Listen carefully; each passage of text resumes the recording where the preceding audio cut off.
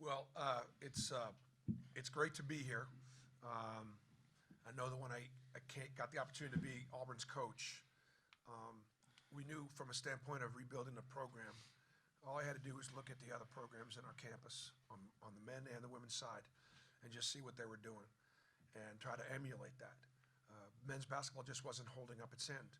So having worked for ESPN a little bit, I thought I could take advantage of some of my friends at ESPN and see if it was possible for us to get into places like the Maui Invitational or the Battle for Atlantis or some of their properties. And, you know, they were at first kind of like, listen, coach, we love you, we miss you, but you got a ways to go before you're going to get that invite. And I told them, I said, look, we're going to get competitive and we're going to travel. And you're going to be glad that you made this decision to bring us to these tournaments. And so we feel fortunate to be here because of the great teams, the great coaches, the great programs, but our program's trying to build our history as well. Our history is young. We have some great history in men's basketball, and we're just trying to work to add to it. And there's no better opportunity than this weekend here at the Atlantis. We also have Walker Kessler and Devin Cambridge. Any questions from the floor? For Devin and Walker, what do you think you guys have done the best to start this season and beyond, maybe basic stats? Is there one or two things that really stand out to you as a team, by the way? Devin, do you want to answer first?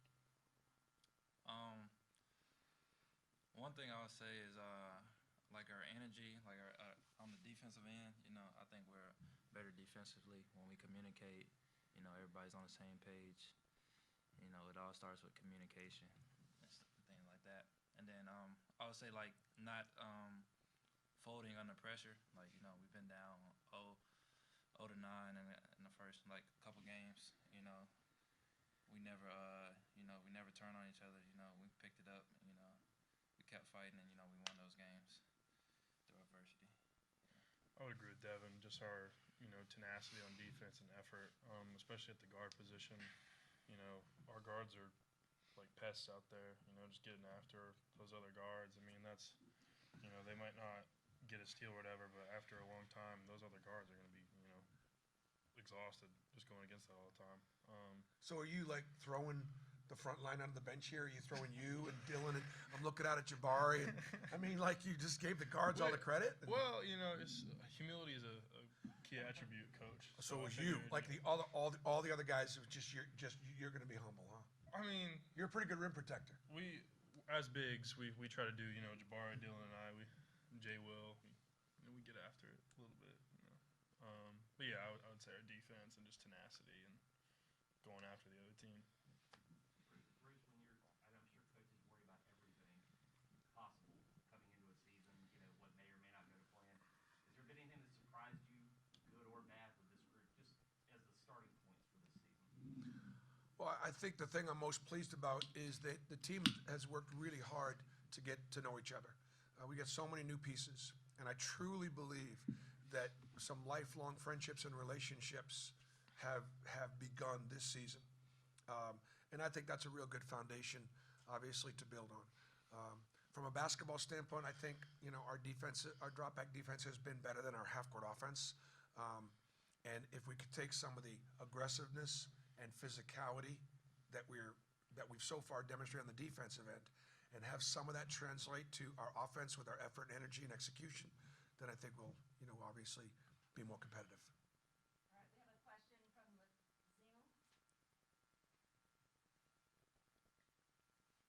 Mark Murphy. Yeah, I wanted to ask the guys, what have you seen of UConn on the scouting report, and how important is it going to be to have a good rebounding game against these guys? Thanks. I mean, they're an extremely physical team, an older team, so obviously getting on the glass is going to be huge for us. Just punching them first is really the main thing for us. And Devin? Like Walker said, everybody needs to check out because everybody, four or five guys going to the offensive glass. A lot of their points are in transition.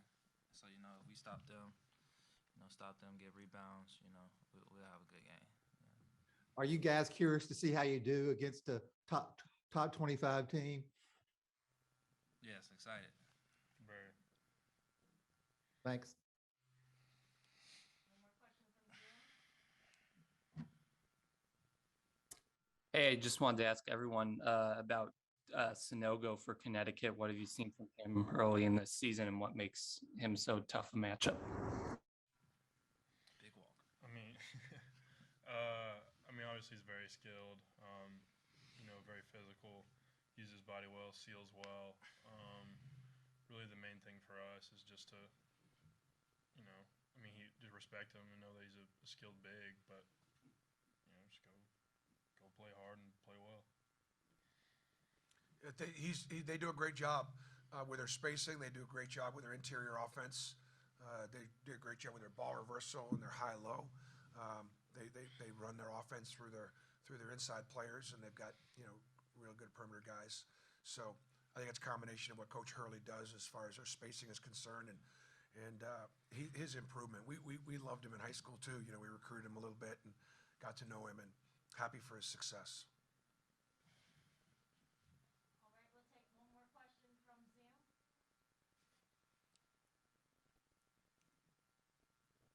Bruce, hey, it's Joe Goodman.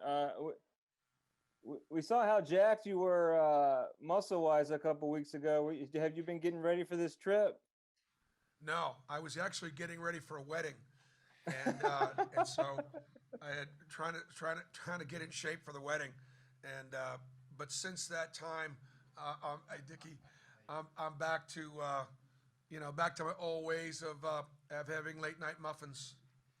So no, we'll keep this shirt on if that's okay with you. Hey, tell Hoops I said hello. He came in a shot just because he knew you were asking the questions. Hey, is it do you have a better sense of where you are right now, or where you want to get to compared to this time last year when you still had some uncertainty with the guard position? Yeah, no, we're not where we want to be yet, and we know it, but we know where we got to get to, and so I think that the guys have done everything I've asked them to do, absolutely, but there's no way you can really learn how it all works and how it all fits together without trial and error. Every when you have an exam, some people think the exam is just to get a grade. It's really not. Whether you get an A or whether you get a C, you better learn from that exam.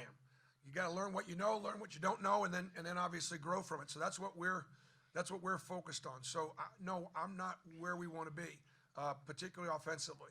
But we have got so much room for growth, and our guys understand. No excuses, but our guys understand where we need to be in the next couple of months, where we need to get to. And so that's the process we're going through, and that's why you come to a tournament like this to go get exposed and get tested, and see if you're good enough to win. All right, we'll take one more question from Zoom. Mark Murphy.